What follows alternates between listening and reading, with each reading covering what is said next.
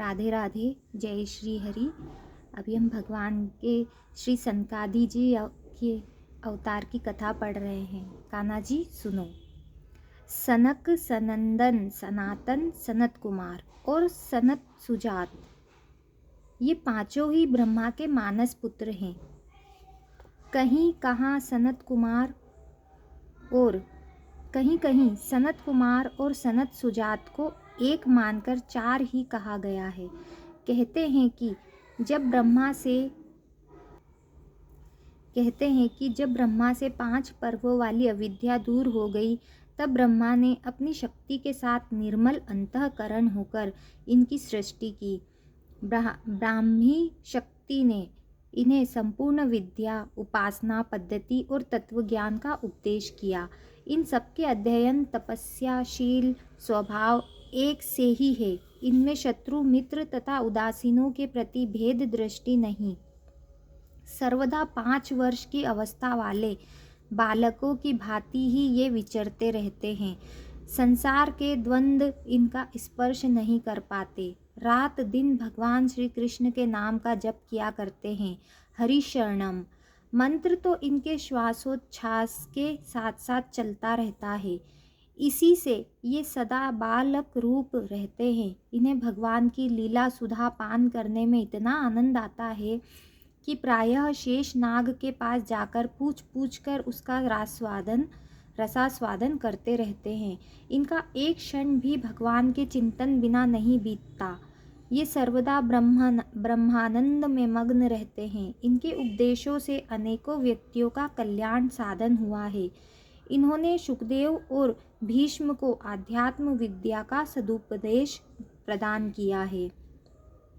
महाराज पृथु ने, जो कि भगवान के एक अंशावतार है, इनसे ही भागवत सदुपदेश ग्रहण किया।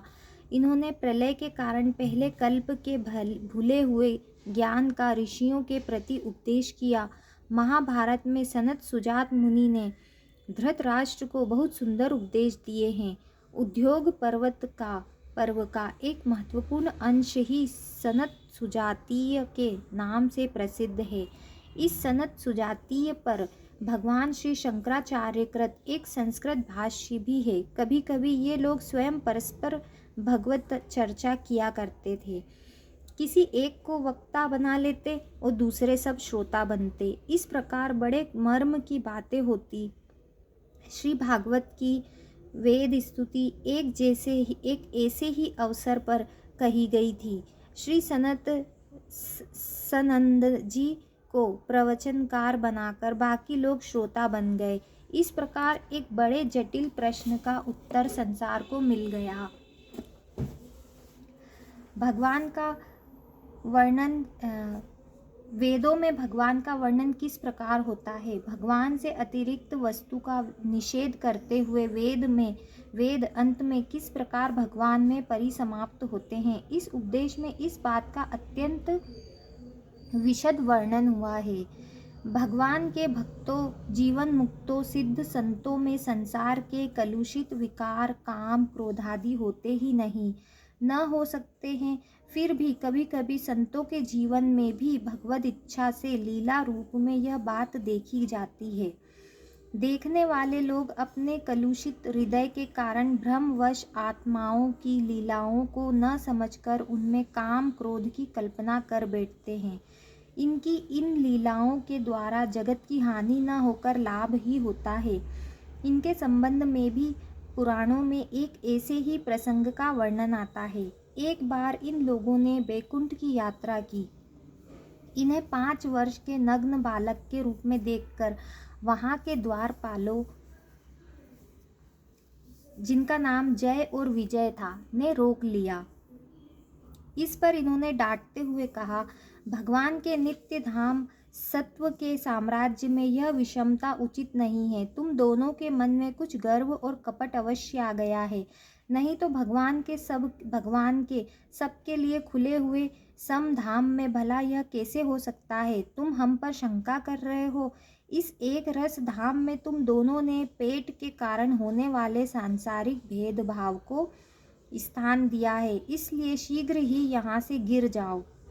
यद्यपि संतों में इस प्रकार का आवेश होना असंभव है, फिर भी भगवान की ऐसी ही इच्छा थी।